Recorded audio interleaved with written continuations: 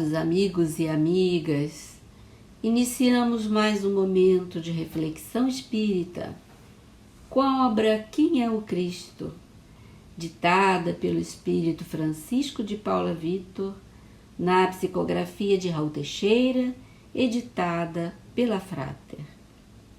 No capítulo 23, intitulado A Identidade Perfeita, o Padre Vitor continua as reflexões em torno do capítulo 10 do Evangelho de João. O apóstolo João revela mais um aspecto de quem é o Cristo. Quem é essa sublime estrela, no dizer do Espírito Camilo, que esteve entre nós? Quando, no versículo 30 do seu capítulo 10, o Messias desvenda-se ainda mais profundamente aos judeus, dizendo: Eu e o Pai somos um. O contexto desse versículo em estudo segue-se aos momentos em que o Mestre se identificou como a porta para a salvação e o bom pastor.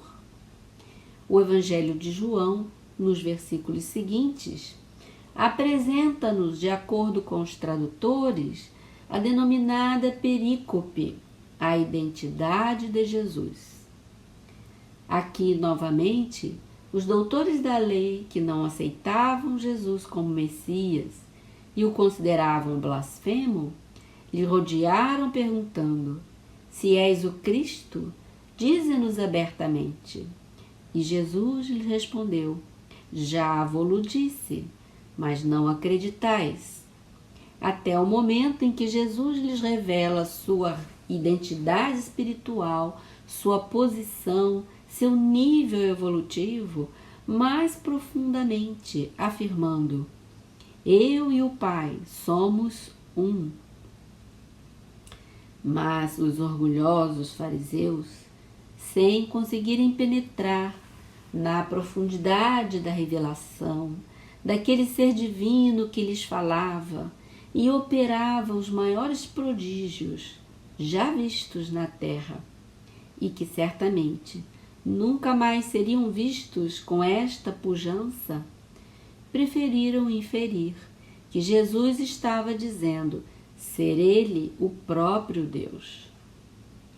Essa declaração do Cristo teve também interpretações equivocadas por parte das doutrinas cristãs, que permanecem assim até os dias de hoje. O que o Espiritismo traz para a humanidade a respeito dessa assertiva de Jesus? Este é o objeto da reflexão do benfeitor espiritual nesse capítulo.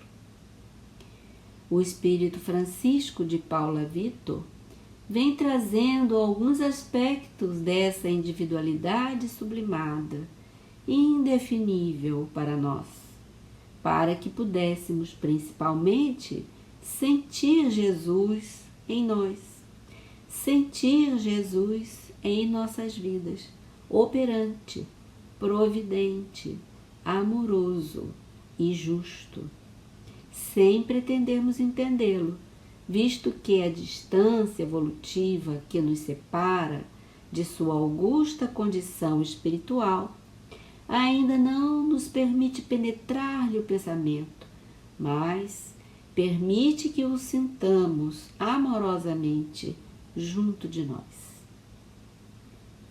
Jesus Cristo se autodenominou por diversas vezes, com clareza, que era o Messias esperado, o escolhido por Deus para vir ao mundo.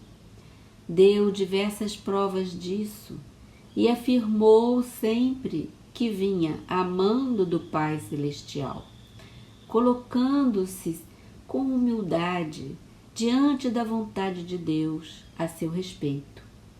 Já tivemos oportunidade, em diversos outros capítulos dessa obra, de trazer a revelação da identidade espiritual de Jesus, nosso Cristo planetário, dada pelos espíritos que compõem a falange do Consolador prometido, como, por exemplo, na Revista Espírita, de fevereiro de 1868, quando as venerandas entidades declaram que um Cristo é um espírito que alcançou o topo da escala evolutiva e que, por isso, é dado a eles conduzirem os espíritos menos evoluídos em seu caminho para a luz de Deus.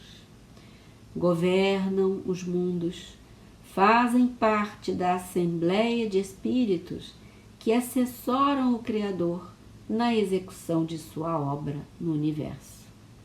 São os chamados Messias. Segundo o escritor espírita Haroldo Dutra Dias, o Evangelho de João vai se dedicar a trazer a realidade transcendental de Jesus de Nazaré. O apóstolo apresenta-o na condição de espírito em comunhão perfeita com Deus, um atestado de verdadeiro enviado divino. Adicionado a isso, a revelação dos espíritos superiores na Revista Espírita, entendemos por que o apóstolo João começa o seu evangelho afirmando que Jesus era a luz verdadeira que iluminava todo o homem, que ele era o Verbo, a palavra, que estava junto de Deus na criação do nosso mundo e que ele se fez carne e habitou entre nós. Em A Gênese, capítulo 15, Allan Kardec pontua que não temos como julgar a natureza espiritual do Cristo, por não alcançarmos a condição moral de vislumbrar o que é um espírito puro em seu mais alto grau de valor espiritual. No entanto, podemos entender que um enviado de Deus para a sua palavra aos homens, que um Messias divino, domina de modo absoluto o corpo material, assim como o perispírito, as leis dos fluidos, podendo produzir fenômenos por si mesmo, em virtude do seu poder pessoal. Se algum influxo estranho recebia, esse só de Deus lhe poderia vir. Segundo definição dada por um espírito a Kardec, esse influxo divino o fazia um médium de Deus.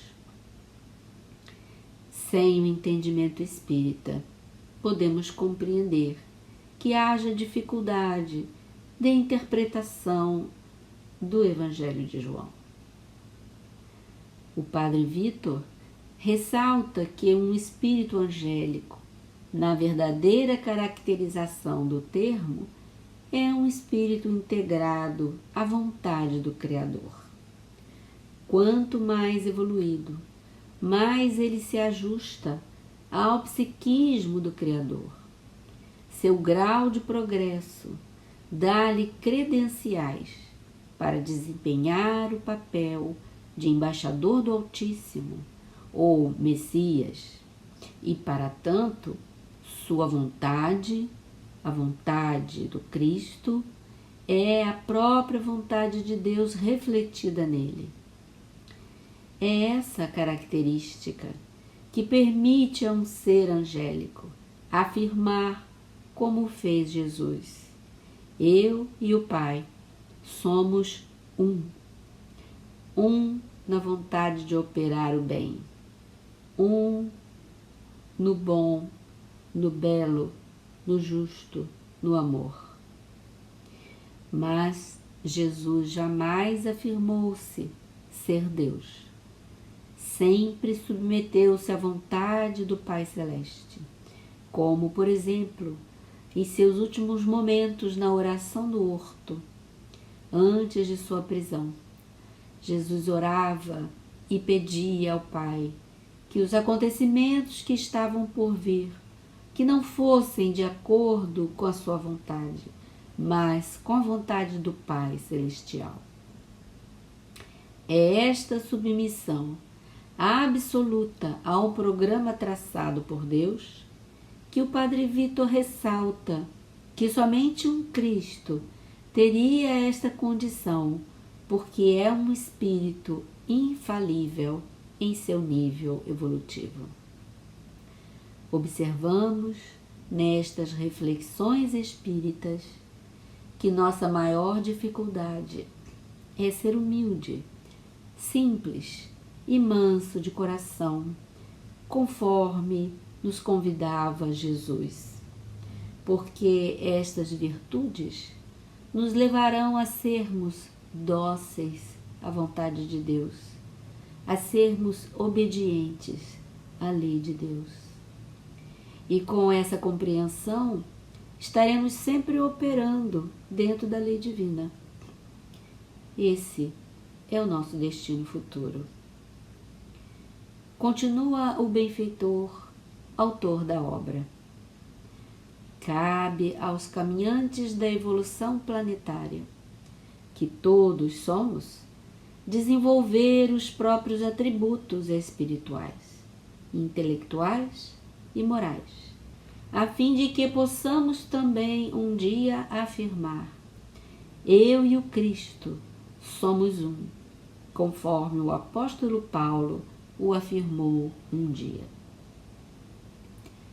Terminamos este episódio com as sábias palavras do venerando benfeitor, quando afirma: Jesus Cristo é para nós a mais próxima referência de Deus que temos na Terra, nos ensinando a realizar a adoração ao Pai no nosso dia a dia, em espírito e verdade, por meio da transformação da nossa vontade, limitada e pobre ainda, na vontade soberana daquele que paira, sobretudo, como o motor central da vida do universo.